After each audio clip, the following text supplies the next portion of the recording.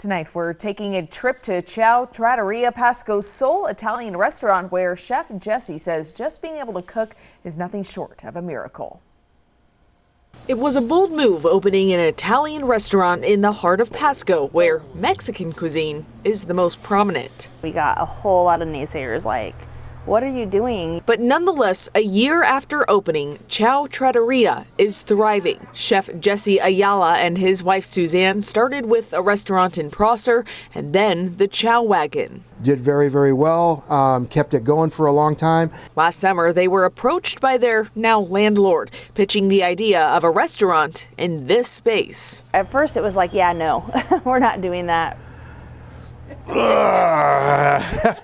But you know what they say, just sleep on it. And soon the Ayalos came up with Ciao Trattoria. Everything initially was not going to be a full service restaurant. By the time we finished it, we're like, yeah, we can't really do a takeout place in here. It's decorated too nicely. In 2 months, the bare bones room went from drab to delicious. There is big flavor with very simple ingredients and very wonderful food that's out there. And you might notice there's no hood system or a stove. The Ciao team does a majority of the work a block away at the Pasco Specialty Kitchen. Create it there, bring it over, finish the cooking procedure here. Now, earlier I told you it's miraculous Chef Jesse is even able to cook.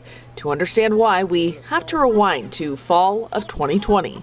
Oh yeah, that. He's candid about it now, but COVID-19 nearly took Jesse's life. But it affected my lungs, so I had COVID pneumonia really, really bad. They tried everything they could do, everything from vitamins to the latest and greatest medical technology in the world, everything. Nothing was working, so he was transferred to a Portland hospital where he was placed on an ECMO machine. On that, Jesse was given a 19% chance of survival. I was planning his funeral. It was a tough time, and it was really tough because I couldn't go see him. They were expecting me to be on there 6 months or more.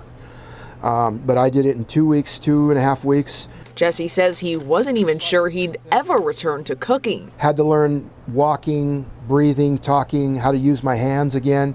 You know, I was worried that I would have to retire. But just after Thanksgiving 2020, he was released and catered his first event after weeks later.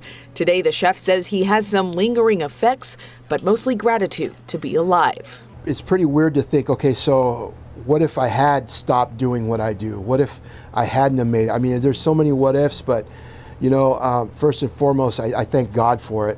Where we were 2 years ago, and just even imagining that we would have a restaurant of our own and still have the food truck and be able to do all of these things and be able to share a little piece of ourselves with the community. I mean, it blows our mind every day.